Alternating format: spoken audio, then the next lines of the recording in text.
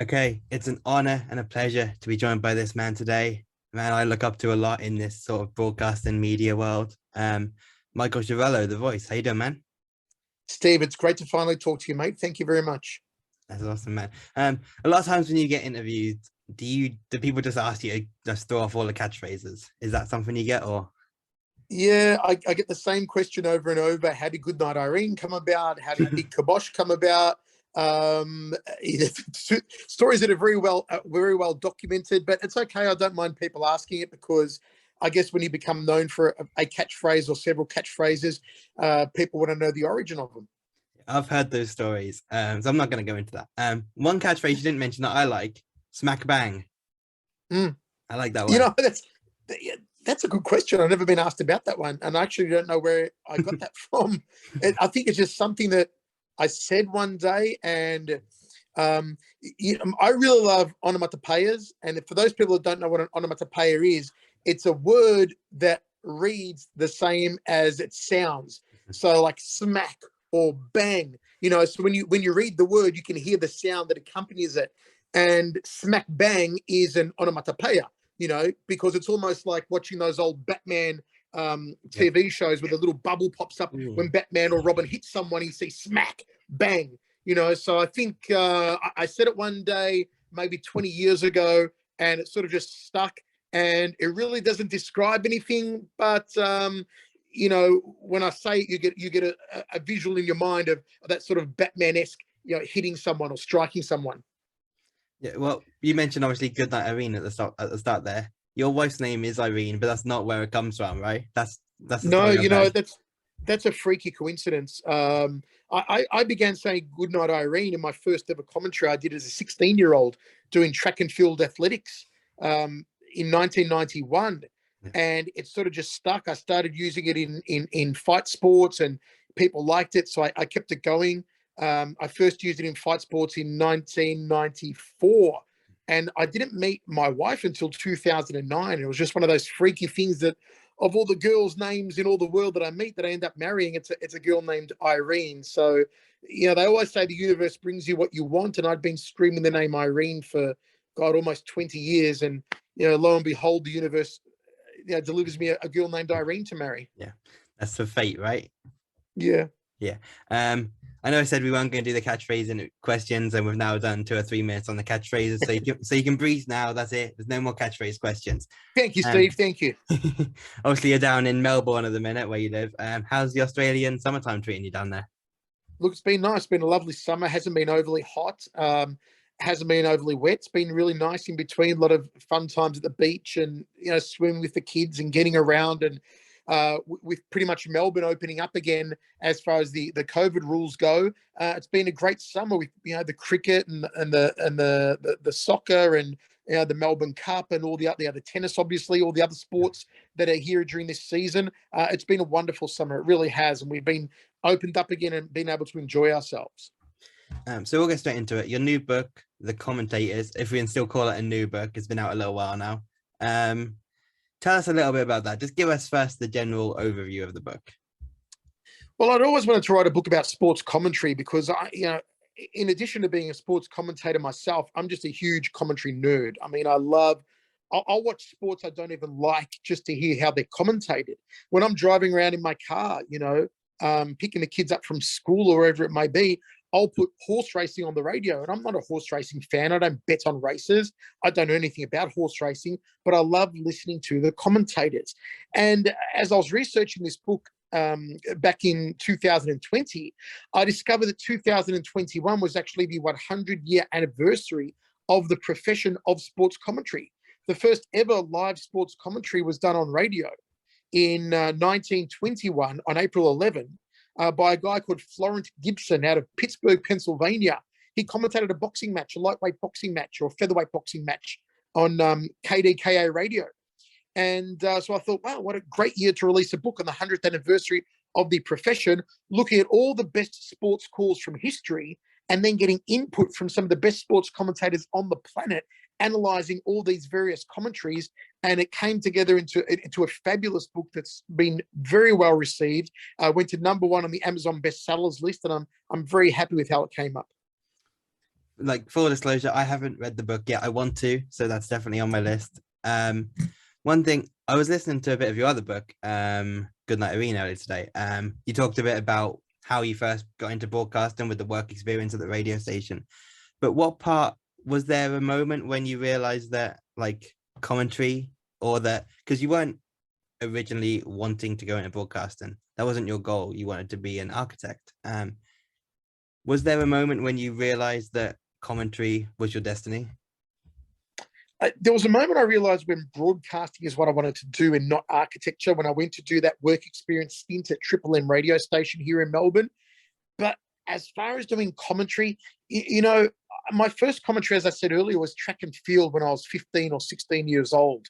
And I just did it as a means to wag school, to be honest with you. I had no interest in commentating. A bunch of mates said, let's jump on the commentary team for track and field at Olympic Park and we'll get the afternoon off school.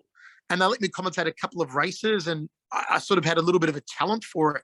And then I started doing some soccer or football commentary and, some other sports, and just sort of found I had a knack for it. And really, I enjoyed the immediacy of it. I think that's what I liked about broadcasting, was the immediacy of it, in that you do the commentary and it's there, it's live, it's the pressure of it.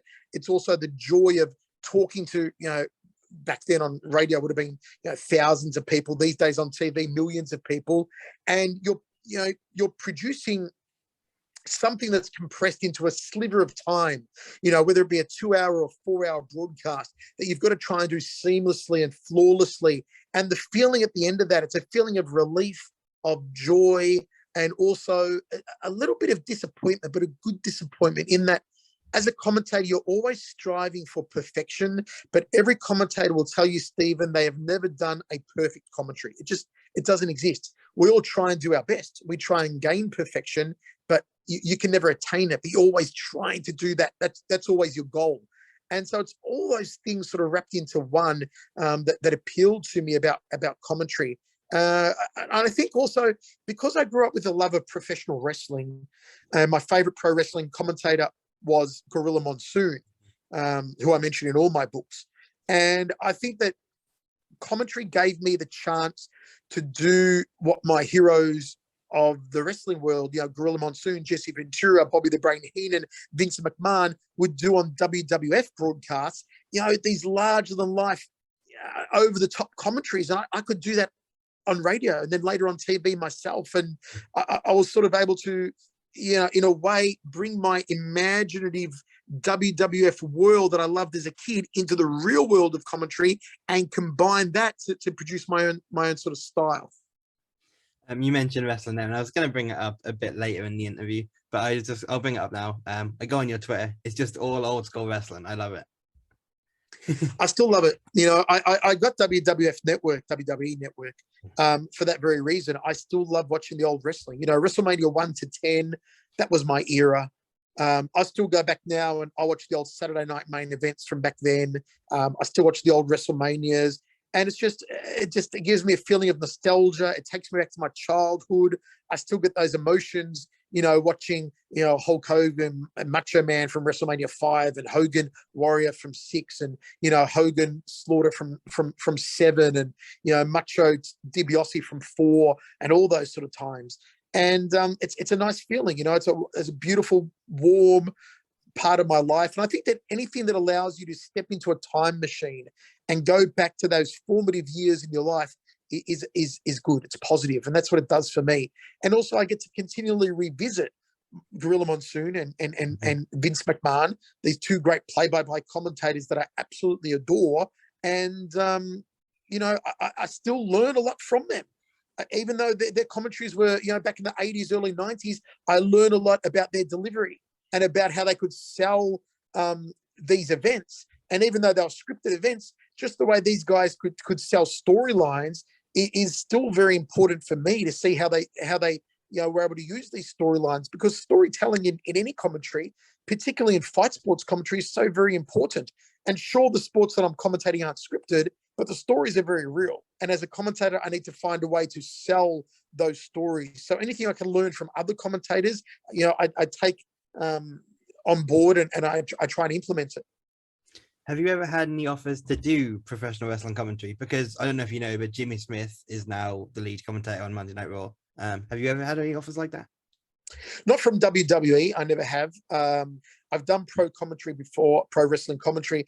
Most notably, the Ultima Lucha, which was a Mark Bennett production. I remember that. I remember that now, Great. yeah. Ultima Lucha was a fantastic product.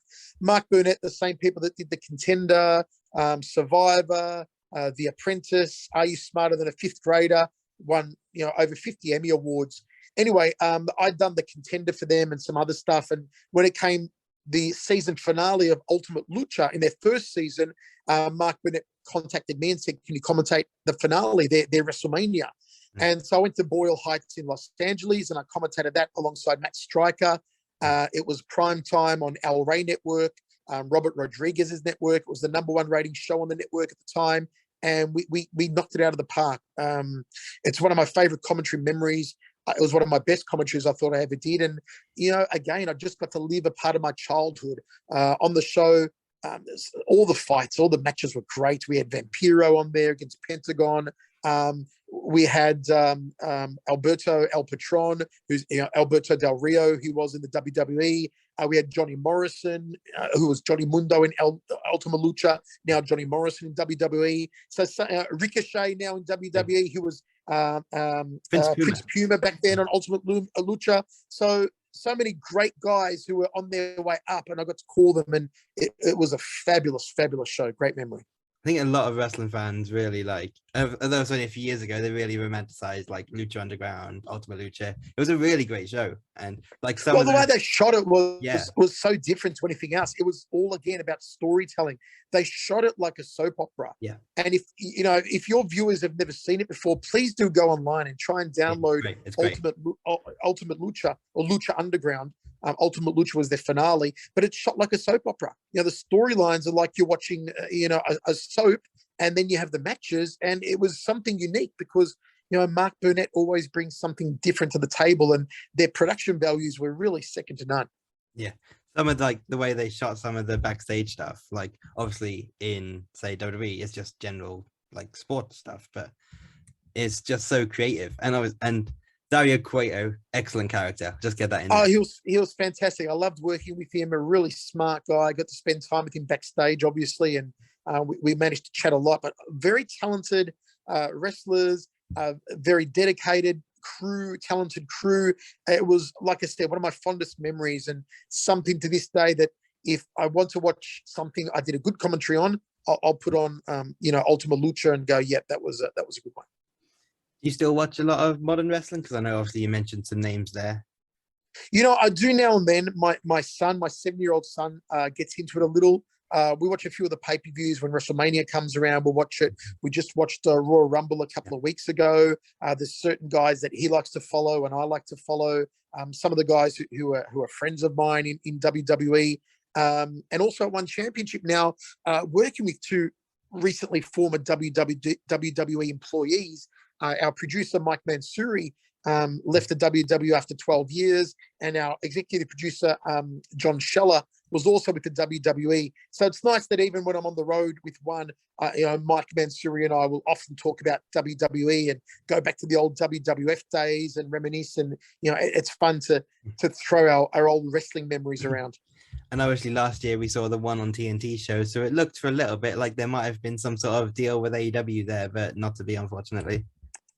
Yeah, I'm not sure quite what happened there. We were doing a little bit of cross-promotion stuff with AEW, and the time on TNT was short. It was a good time and hopefully introduced us a lot more to American audiences. And, hopefully it's something we may be able to do again.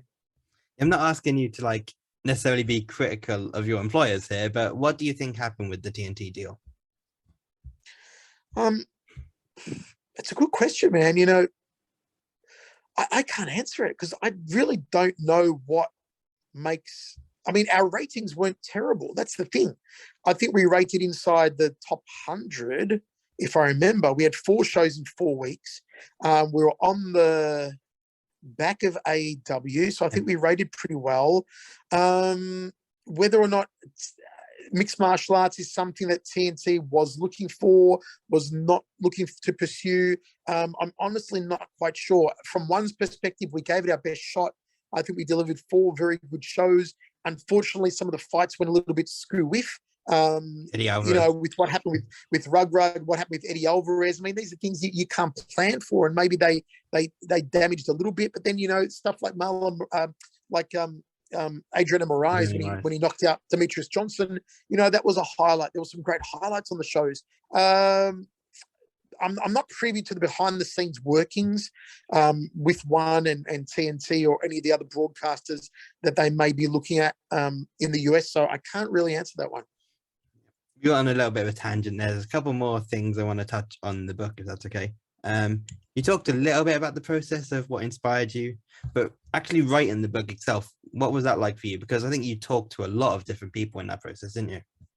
It was great. A lot of research went into it. A lot of sports events watched and analyzed. And I contacted a lot of the best commentators in the world, and they all came on board. From a British perspective, you'll all know Peter Drury, who I think is the best football commentator in the world. John Murray from the BBC radio, who I think is the best radio football commentator in the world. He does the Olympics and all the stuff for BBC, their number one guy. Vin Scully, who's probably recognised as the greatest commentator of all time. He's so famous that, Scully and Mulder in the X-Files, Scully was named after this guy, Vin Scully. And at 94 years old, he contributes to the book. Tim Neverett, World Series LA Dodgers commentator. Guys that have done, 10 Olympic Games, horse racing commentators. All the best guys in the world wanted to come on board and be a part of the book, because it's rare to have a book on sports commentary. And I'm really glad with the way it came together. And researching it was such a joy. It was a pleasure to write and research and edit. And it was a really joyful process. And when you're doing a book, there is nothing worse than thinking, because when you write a book, you read it at least 100 times. You go over it with a fine-tooth comb. And you're not doing a good job if you're cringing at the thought of, I've got to read chapter 5. I don't like chapter 5. I've been through chapter 5 99 times. Here's number 100, and you're going through the paces. But when you're looking forward to reading it again for the 100th time, you go, okay, I know I'm on a good thing here. And I really got that feeling writing the book. I never got sick of reading it even 100 times. Yeah. Obviously, this isn't your first book, as we know. But what were some of the differences between writing a book on a topic like sports commentary compared to writing Goodnight Irene, your memoirs? Goodnight Irene had to go to a very different place because it's very personal. I opened up a lot about personal things in the book, and I had to also trigger my memory. My memory is good for some things and not good for other things. And a lot of things, especially from early on in my life, I'd forgotten until I managed to go deep and pluck those memories out and finally get the chance to talk about them and things I hadn't spoken about before, bullying and overcoming adversity and self-image problems and stuff like that. Of course, in the Commentators, not much of that came into play, just a little bit of it. It was more about other people rather than writing about myself. So 2 completely different approaches to the books, but both very memorable experiences. You say both memorable experience, both obviously tough experiences to have to write a book, but which one is easier? Is it easier to maybe write about something personal, but because it's personal, it might be a bit trickier? Or to no, I think it's easier. I think it's easier to write about the personal one. Yeah. The thing with the Commentators, what made it hard is I knew that, you want to write for people that are going to read the book, the general population, but also I knew that all these great commentators that I had in the book were going to be reading it and expecting it to live up to expectation. And I had a lot of them say to me, I'd love to be a part of the book, but please make sure you do me justice. These aren't run-of-the-mill commentators. Like I said, these are the best of the best. I mean, Gordon Bray, maybe the finest rugby commentator in history. Again, Peter Drury, John Murray, Vin Scully, Kenny Rice, Tim Neverett, Kathy Rigby, the Olympian, the Tony Award nominee actress. So when you're writing, these people are going to read the book. There's a certain level of expectation. So there's a lot of pressure to get it right. And I knew that other commentators around the world would pick up this book and read it. So I didn't want anyone picking it up and going, oh, yeah, Schiavello wrote a pretty crappy book on commentary. This is not what commentary is about. This is not how you be a commentator. But the fact that they've come back to me and said, like, John Murray said, it's a brilliant piece of work. Peter Drury called it a magnum opus. People have called it amazing or brilliant, or the best book ever written on commentary or broadcasting. Tim Neverett, who's a professor at Emerson College in Boston, had me guest lecture to his sports broadcasting class at Emerson College. Because they hold the book in such high esteem. So it was, in that sense, it was harder to write the commentary book because I knew that it would be more finely critiqued by industry peers. You mentioned obviously the guest lecture. I'll just throw in now, I study sports media myself, so that's cool to see that you've done that. That's really interesting. Before we get on to some fights, I want to just talk about some general interview and stuff, because I've been interviewing fighters, mainly fighters, for just over a year now. You've obviously done countless interviews for so many years with some of the biggest names in the world. How do you stay motivated when you've already interviewed so many huge names? And this can come into it with commentary as well. When you've done so many shows, how do you keep going? How do you stay motivated? I've always gotten a kick out of interviewing people. It was one of the first things I did when I started in broadcasting and media. I wanted to interview people. I don't know why. I guess when I was younger, I was drawn to fame. I'm not fame for myself, but being around famous people. I guess when I was young, I was the fat bullied kid, man, who didn't fit in with the cool kids at school, who wanted to fit in. And a way that I could sort of create a niche for myself was I was working on community radio back then, and I was getting interviews with sports stars that commercial radios couldn't get. Here I was, 16, 17 years old, interviewing tennis stars and cricket stars and soccer stars and things like that. I was interviewing Maradona and Pelé and Stefan Edberg and Goran Ivanisevic and Sachin Tendulkar and big names like this. I was 17 years old. And that was a cool thing at school. Kids would go, geez, Schiavello interviewed this person, met that person, that was cool for me. And then I just enjoyed the process.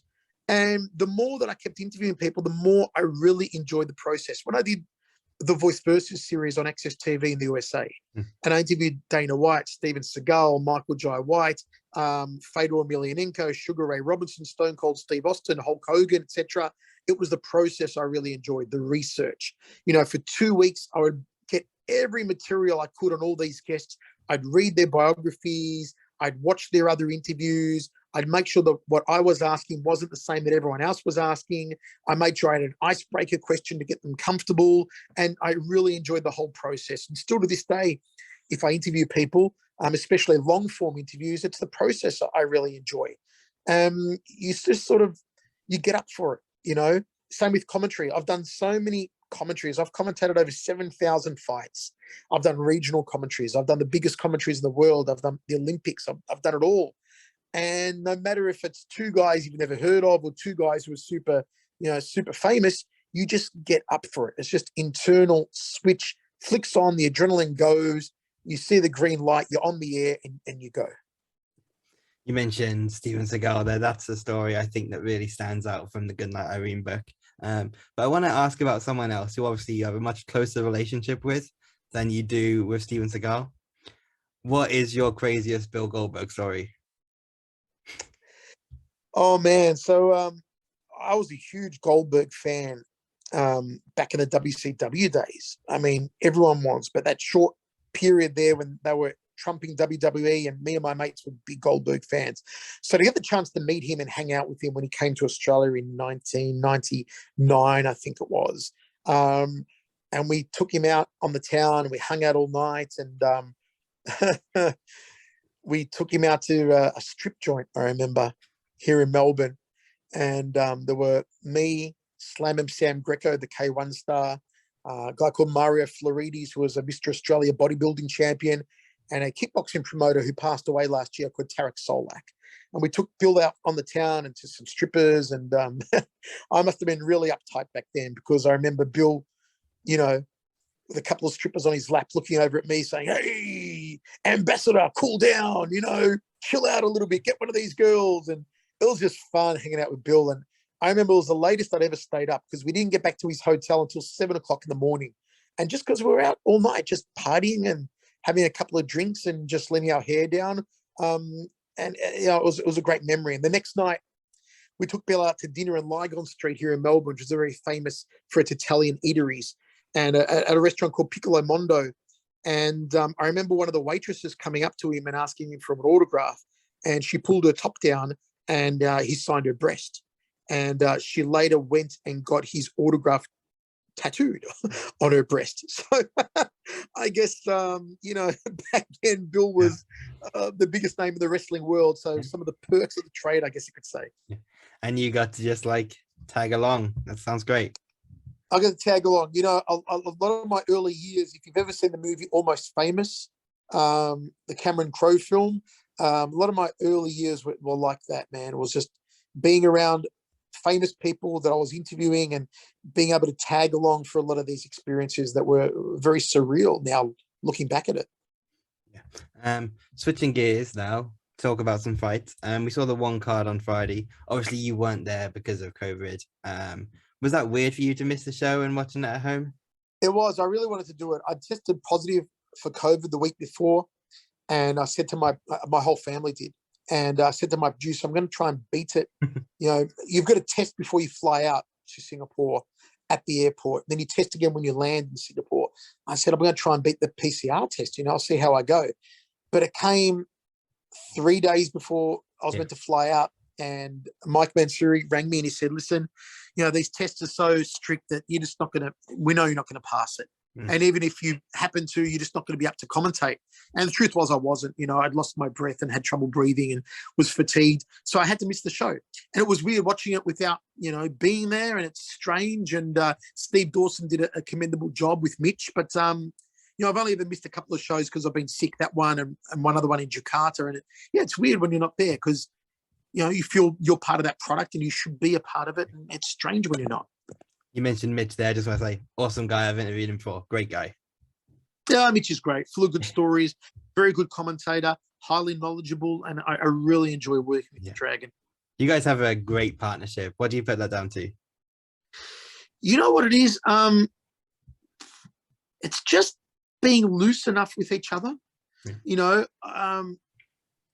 It's just time. We've now been together for almost 5 years, so it's getting to know each other. I know at the start, I have a very different rhythm to a lot of commentators, and Mitch had always worked with Steve Dawson, and Steve is very traditional commentator in that his rhythm, if you listen to it, you can hear where his pause points are going to be. And Mitch was used to the rhythm and the pause points on Steve. And when I came in to start commentating I'm a lot more... what's the word I'm looking for? I'm more over the top, I guess. I'm a lot more high voltage and I don't have those natural pause points because I'll talk a lot more. I'll commentate the action a lot more. So Mitch never knew really when to come in. And it took a little time to get used to where to come in with me and where to get those points where we weren't overlapping over each other and talking over each other. We have a lot of tricks that we use to do that and make sure we don't talk over the top. So it's just sort of time spent together that allows that chemistry to become natural, and knowing each other's strengths and weaknesses in commentary. Mitch will know where he needs to come in more, where my weaknesses are. I know where his weaknesses are, where I'll need to come in more. And, we balance each other out that way. And plus it's also having fun. Yeah. It sounds like you guys have fun. Yeah. And I'm big for having fun with commentary and, loosening Mitch up a lot as well and saying, Mitch, let's just enjoy it. Let's have fun. If we want to rib each other a little bit, let's rib each other a little bit. If we want to have a laugh, let's have a laugh. If we want to go over the top, let's go over the top. Let's not just be staid. Let's not just be formal. No one wants that. Let's make this a unique brand of commentary that people will know when they hear it in the background. Oh, one championship is on, because I know that style of commentary. They could not mistake it for any other part and parcel commentary of any other sports show.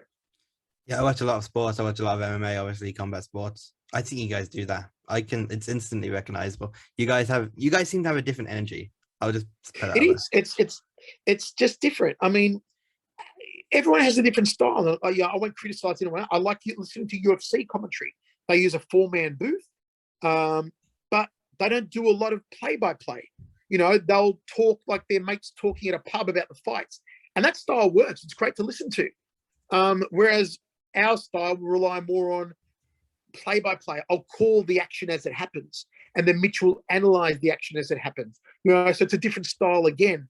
And we'll intersperse some humor in there if we can. everyone's got a different style of commentary, and yeah, it's nice to listen to different styles, because it'd be a boring world if everyone commentated the same. Obviously, we saw with that card the whole situation with Bibiano and Lineker. But it looks like we've got a new date for that, March 11th. It looks like. What do you think of that matchup? I was happy that one was on that card, because I said to Mike, my producer, when Mike rang me, my producer, he said, "Look, you're not going to do the show. Stay at home and rest." He goes, "That's the bad news." I go, "What's the good news?" He goes, "The good news is," he goes, "John Lineker has tested positive for COVID." He goes, "The good news is, I know you really wanted to commentate that one. So the good news for you is you'll get to do it. It's going to be moved to another show." And I'm like, "Oh, yes, okay, cool." Because I've been commentating Bibiano since like 2009, earlier. Maybe 2007, since Dream Days. I really wanted to do this one. And there's been so much smack and bad talk, and these guys genuinely do not like each other. I think Bibiano is going to beat him. Most people think Lineker is going to beat him. It's a great fight. It's rare that we see, especially in one where there's so much respect between the athletes, that we see bad blood. And that's not scripted. It's genuine bad blood. They don't like each other. So I can't wait to call it. And I think it's going to be fireworks. It's going to be nasty. Yeah, now you mention it, I just think you don't see that kind of trash talk in one that often. So it's different for you guys. Those clips you see on the promo videos of them trash talking, that was an interview I did with them a few months ago. And I messaged them both before. And I said, "Listen, guys, none of the respect stuff, out the window. I know you guys don't like each other. All right. It's a Brazilian feud. You're different. Your set of morals are different. Your lifestyles are different. Your ideologies are different. Let that come out in this interview. I don't want a boring interview where you say, we're going to have a great fight. I hope my opponent brings his A game. Boring. No one wants that. Be honest. If you don't like John Lineker Bibiano, be honest. Say it. Say why he pisses you off. Say why you don't like him. I said to Lineker, say why you've got, you don't like Bibiano. Let us know the truth. And I got that out of them. And it's been used on all the promo videos because it is juicy. And as an interviewer, you've got to do that. Otherwise, these guys fall into the trap of just going through the routines that they're inbuilt, and we're not getting the full emotion of the story. There's a story to tell. And the story to tell here is that Lineker thinks Bibiano's over the hill. It's time for a change of guard, and he plans to knock him out. And Bibiano's like, "I'm still the master. You're not going to take this. I've had it for so long. And you're a one-trick pony with your punches, and I'm going to show you." So, you want to feel that heat. I want to touch on, because obviously there's the COVID situation there, this whole COVID period we had with one last year. How did you find commentating during that period? Because it's not just the no fans thing, but you guys were you did the tape delay fights. So you were doing what, 2-3 shows in one day sometimes? How was that? So I think we ended up doing 2 sessions. Tape delay, we did two sessions. It was 3 shows each. So we did 6 tape delay. They were the ones out of Bangkok. We were doing one show early afternoon, my time, taping another one after that. And then the third one would be live. So 2 delayed, 1 live. So we'd have the live one, and we bank the 2 delayed ones and show one the week after, one the week after that. Then we do the same again. We bank 2 tape delays and do 1 live. It was awkward. It was a necessity, but it was awkward because, again, you're not there. You don't get the atmosphere.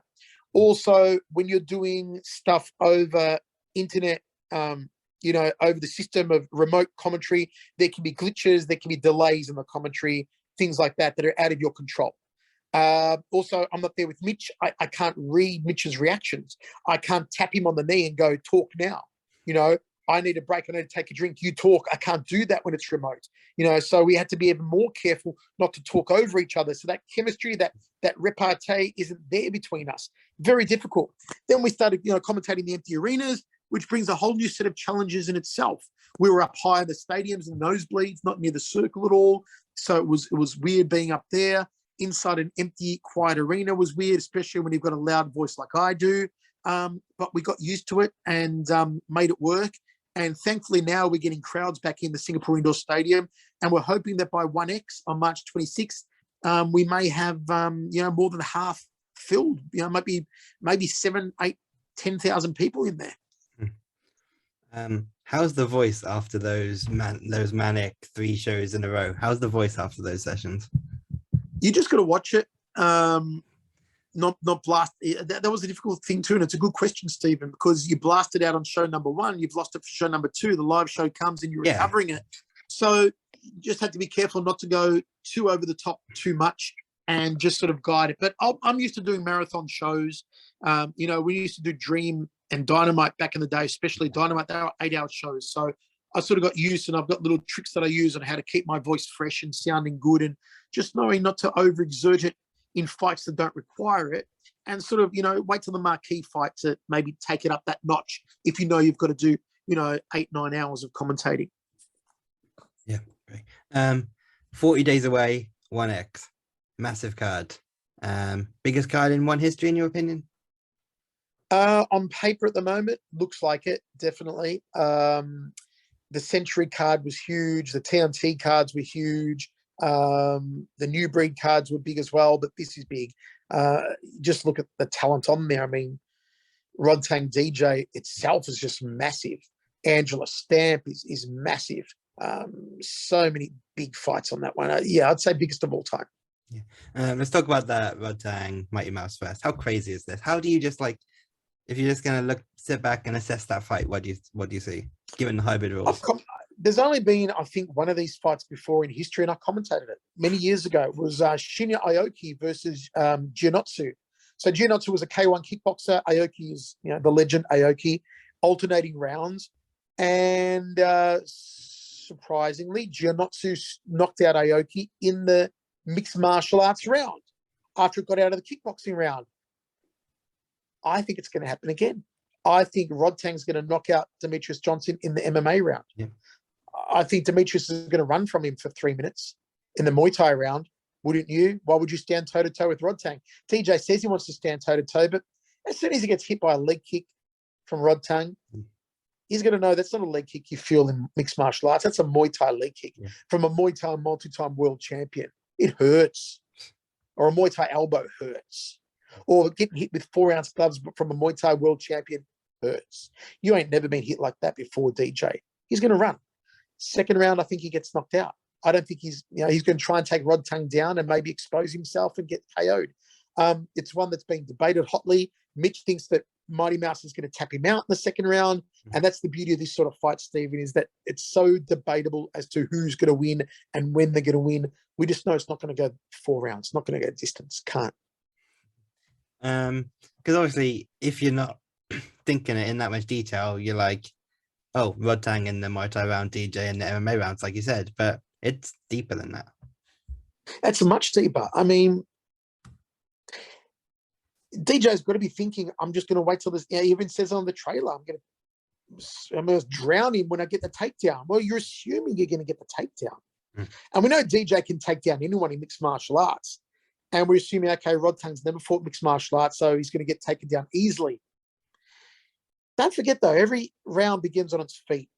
Okay, so first you've got to get past those strikes. You might shoot him for a double on Rodtang, could expose yourself to a nice knee popping up at you, right?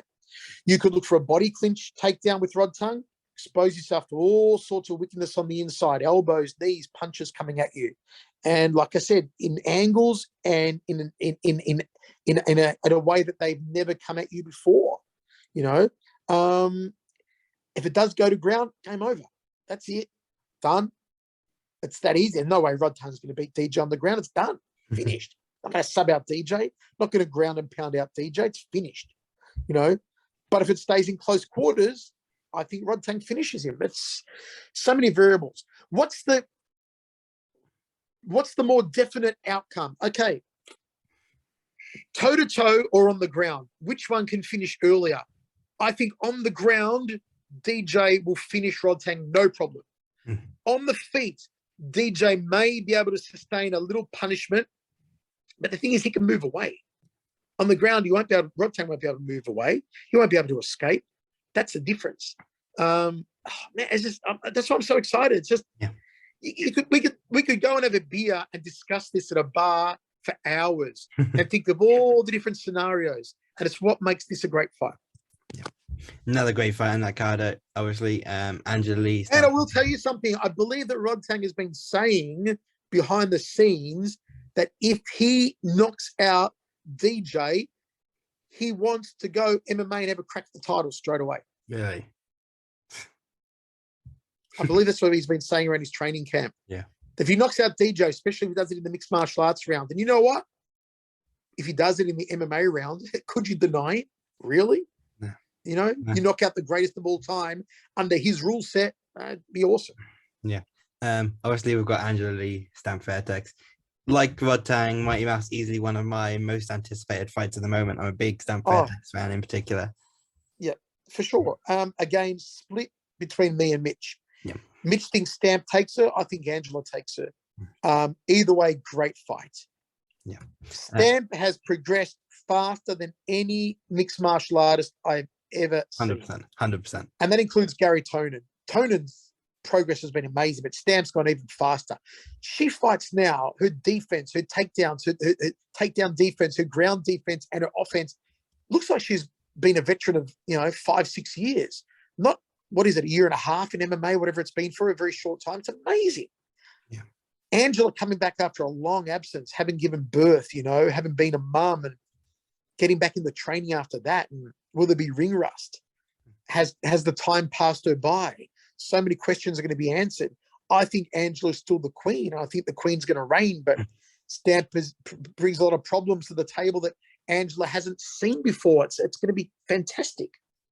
You mentioned, obviously, the rise of Stamp. I looked into this. October 2019, Angela Lee's last fight before giving birth. At that point, Stamp Fairtex was 2-0. Crazy, right? So there you have it. Just over 2 years in MMA for Stamp Fairtex. Yeah. And like I said, she's been fighting like someone who's done it for 5 or 6 years. You couldn't tell. You honestly could not tell watching her that she's not a natural mixed martial artist that's been doing this since she was a teenager.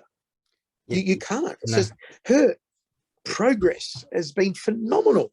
How much more does she need to progress, though, to beat Angela? Because beating the people she did in the Adelaide Grand Prix was incredible, but Angela is a whole different level. And what Angela is going to turn up. I believe it's going to be an Angela who will stop at nothing to defend that crown she covets so much. It's going to be amazing. Yeah. Obviously, you mentioned the growth of Stamp there again, though. It's like every fight, that grappling is just another step further along. Yeah, the first fight with Rasahina was close. She did really well in the grappling, just we saw what happened at the end. The second fight, she got it back, and then she submitted Ritu Fogat, which is a huge deal. Incredible. It's just nuts how she's progressed so fast, and she looks like a natural grappler. That's the thing. She's a Muay Thai kickboxing world champion, but she looks like a natural grappler, and she's relying more on her ground now than she is on her striking, and that's the freaky thing. Yeah. I can't wait to see what she brings against Angela. I'll be intrigued about the game plan, what it's going to be, whether they think they can match it with Angela on the ground. Man, I can't wait. It's going to be awesome. Another fight I want to touch on, and maybe this is burying the lead a little bit after the weekend. We saw Izzy and Whittaker. Obviously, you're a proud Australian man. Big fight for your part of the world. What were your thoughts? Another superb display from Izzy. It was the middle rounds were closer, and Whittaker did fantastic. I thought he did, obviously better than he did the first time they met. But it's one of those things that Izzy, I think, is always going to have Rob's number. Izzy is just next level. I don't think anyone in that top 5 touches him. Is it going to be Cannonier next? I don't think Cannonier touches him. Presents some problems maybe, but Izzy's just too good, man. He's just too slick, too good, too evasive. The length, the reach, the technique, everything about him at middleweight is just, he's the best. He went outside the division. He lost, but that division, I think he's going to own it for a long time. It was just a superb display. It was really a delight to watch. And most of Izzy's fights they're just delights to watch. He doesn't necessarily finish everyone, but even when he's not finishing, the clinic he puts on is just extraordinary. Yeah. Obviously, there's been a little bit of talk after the fight about some of the commentary. So as an expert in commentary, as we know, people saying that maybe some of the commentary was biased towards Izzy. Do you see that or not? it's hard not to be sometimes, man. Is it biased or is it gushing? You know, it's hard not to gush. When you see an exceptional talent, it's hard not to gush. And that doesn't mean it's biased. It just means that it's hard to sit there and not be gushing and fawning over how bloody good someone's technique is. I have gushed over Giorgio Petrosian a lot in the past. And it's not through any bias, you know, it's through the guy's that damn good. You know, how do you sit there and not watch a Wayne Gretzky or a Michael Jordan or a Hakuho or, you know, or a Demetrious Johnson or an Israel Adesanya or a Giorgio Petrosian and not gush, a Tiger Woods and not gush at just how much better they are than everyone else? You know, bias would be if all your commentary is so focused on them that you don't give any airtime to the other guy. And every commentator is guilty of that. We've all done that. But there's a difference between bias and gushing. And I think, you know, if you're gushing over someone that's deserved, so be it, man. And that's there's a difference. Yeah. All right. I've kept you for a while now, so I want to thank you for taking the time today, Michael. It's been a real honor to chat to you. Just stay on the line for a quick second now, if you don't mind. Thanks, Stephen. It's been awesome, mate. Thank you so much. Thank you, man.